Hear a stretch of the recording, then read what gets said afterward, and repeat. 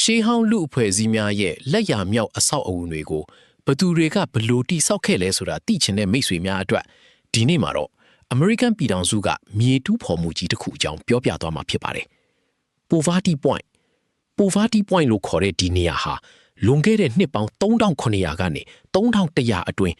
အမဲလိုက်ငါးဖမ်းအစာရှာဖွေသူတွေကတိဆောက်ခဲ့တာဖြစ်လို့အံ့မခန်းစရာပါပဲ။ ဒီနေရာကို Poverty Point လို့နာမည်ပေးခဲ့တာက1900မှာဒီအနီးနားကစိုက်ခင်းတစ်ခုကိုအစွဲပြုပြီးဖြစ်ပါတယ်။သူက Mississippi မြစ်ခုတ်ပိုင်းချွင်ဝမ်အနှဲငယ်မြင့်ပြီးကျင်းမြောင်းတဲ့မီလီသားပေါ်မှာတည်ရှိပါတယ်။ဒီလိုကြီးမားတဲ့အဆောက်အုံတွေကိုဘသူတွေကဘာကြောင့်ဒီနေရာမှာတည်ဆောက်ခဲ့တာလဲဆိုတာစဉ်းစားစရာပါပဲ။ဒီနေရာမှာမူးနိတ်၅ခုအလဲဘဟိုမှာပလာဇာတစ်ခုနဲ့ရေတိမ်ပိုင်းမြေနိတ်ပိုင်းတွေနဲ့ကွဲကွာနေတဲ့တဝက်ဘဲဥပုံစံမြေဖို့တောင်ကျော်6ခုပါဝင်ပါတယ်။ဒီလိုအဆောက်အုံတွေကိုလွန်ခဲ့တဲ့နှစ်ပေါင်း3900ကနေ3100အတွင်းကအမဲလိုက်ငါးဖမ်းအစာရှာဖွေသူအဖွဲ့အစည်းကလူနေထိုင်ဖို့နဲ့ဘာသာရေးအခမ်းအနားတွေအတွက်တည်ဆောက်ခဲ့တာဖြစ်ပါတယ်။ဒီလိုမျိုးမြေကြီးနဲ့ဆောက်လုပ်ထားတဲ့လက်ရာဟာ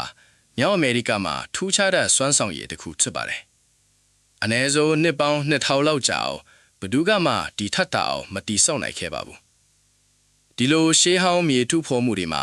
နောက်ွယ်ကရှိုးခွက်ချစ်တီဘာတွေရှိနေတယ်လဲဆိုတာကိုလည်းဆက်လက်ပြောပြပေးသွားမှာပါ။ Poverty Point ရဲ့မြေထုဖော်မှုကြီးတွေဟာ Louisiana ပြည်နယ် West Caro အနီးမှာရှိတဲ့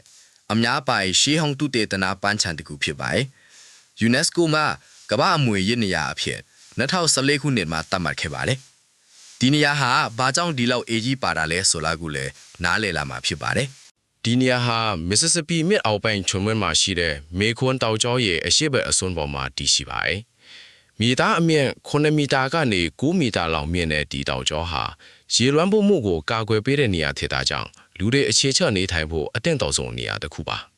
ဒီအဆောက်အုံတွေထဲမှာမြောက်အမေရိကမှာဒီဆောက်ခဲ့ဖူးသမျှအကြီးဆုံးမြေသားမူးလိမ့်တွေထဲကတစ်ခုဖြစ်တဲ့ Mooning A ကတော့ဒီနေရာကိုလွှမ်းမိုးထားပါတယ်။ဒီလိုကြီးမားတဲ့မြေတူးဖော်မှုတွေကိုဘာပစ္စည်းတွေနဲ့ဒီဆောက်ခဲ့ကြတယ်လဲဆိုတာကလည်းစိတ်ဝင်စားစရာပါတယ်။ဒီဒေသမှာအသုံးဝင်တဲ့ကြောက်တုံးတွေရှားပါပေမဲ့DFIC ကတော့ရာနဲ့ချီတဲ့ကီလိုမီတာဝေးကကြောက်တုံးနဲ့ဓာတ်သတ္တုတွေကိုကုန်ထွယ်မှုကွန်ရက်ကြီးတစ်ခုကနေရယူခဲ့ပါတယ်။ဒီလိုကုန်ထွယ်မှုတွေက Poverty Point ယဉ်ကျေးမှုအတွက်အထူးအခန်းကဏ္ဍတွေပါဝင်ခဲ့တာပါ။ဒီနေရာကို1982ခုနှစ်ကစပြီးလူဝီဇီယာနာပြည်နယ်ကတမိုင်းဝင်နေရာအဖြစ်ပိုင်ဆိုင်ထိန်းသိမ်းထားပါတယ်။မြေတိုက်စားမှုကိုကာကွယ်ဖို့အတွက်ပုံမှန်ပြုပြင်ထိန်းသိမ်းမှုတွေကိုလည်းလှုပ်ဆောင်နေပါတယ်။ဒါကြောင့်အခုအချိန်ထိဒီလူရှေးဟောင်းလက်ရာတွေကကောင်းမွန်စွာကြန့်ရှိနေတာဖြစ်ပါတယ်။ဒီနေရာမှာမြေအောက်ကရှေးဟောင်းသူတေသနာဆိုင်ရာအချက်အလက်တွေက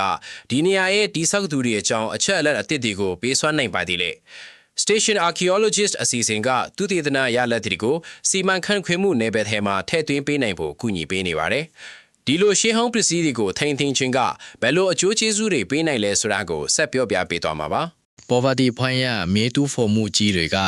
အမဲလိုက်ငါးဖမ်းအစာရှာဖွေသူတွေရဲ့ဉာဏ်ပညာနဲ့အမှုပညာကိုဖော်ပြနေတာပါဒီလိုနေရာမျိုးတွေကလူယဉ်ကျေးမှုတမိုင်းရဲ့နှက်နဲမှုကိုထင်ဟပ်ပြနေပြီးရှေးဟောင်းကဘာရဲ့ကြီးမားတဲ့အံ့ဩစရာတွေထဲကတစ်ခုဖြစ်ပါတယ်